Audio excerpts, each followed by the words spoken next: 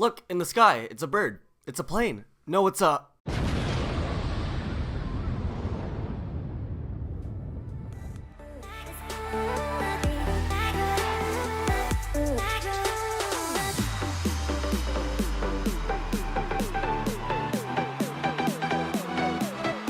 The royal delivery story begins on a very regular day in the royal arena.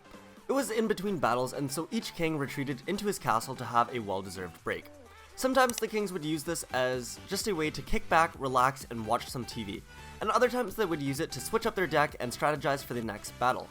Recently, the Red King has been extremely annoying and has been playing nothing but a 2.6 Hog Rider cycle deck every single game. He kept beating the Blue King no matter what he did, and so during the break, the Red King just sat back and watched some TV without a worry in the world. Meanwhile, the Blue King, who was feeling embarrassed from always losing, kept strategizing.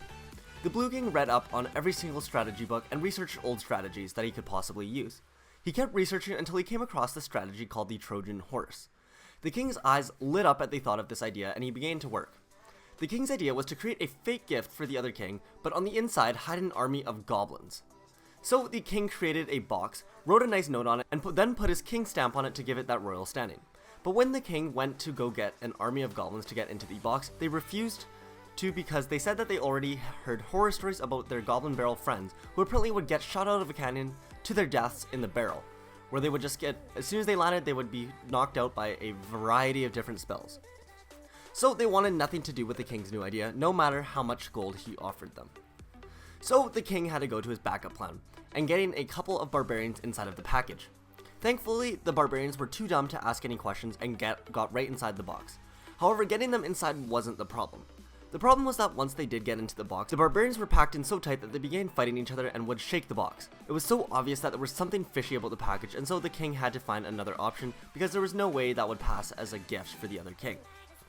So just as the king was about to get called back to the battlefield for his next battle, a royal recruit came running into the room to hand the king an ice cube that he had ordered a long time ago.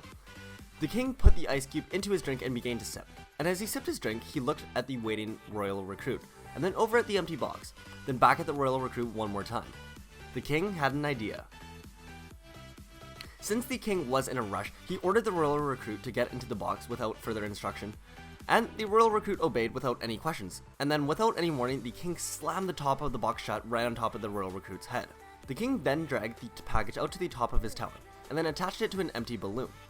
The plan was to have the balloon take the package over to the other king's tower, drop off the package right in front of the king's tower without being shot by any troops or towers, since it was a present after all, at least in the other king's eyes, and then have the royal recruit pop out and start attacking the king's tower once it finally did arrive. Unfortunately though, that was not what happened. Once the king let the balloon go and the royal package started to float towards the other king's side of the arena, the royal recruit inside started to get very confused and very scared. The king never told the royal recruit what to do since he was in a lot of a rush, and so the royal recruit started to freak out. He started to slam against the box and rock it from side to side. Finally, the royal recruit used his spear to reach through a tiny hole in the box to cut the rope that was holding up the box. The box got cut loose from the balloon and fell towards the ground.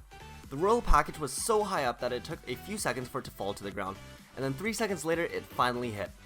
The box shattered and there emerged a royal recruit. The box itself did a ton of damage to the enemy troops that it fell on, and on top of that, the royal recruit emerged from the rubble to finish off what the drop impact could not. And that there is the story of how the royal delivery was first used inside of Clash Royale. Thank you for coming to my TED Talk.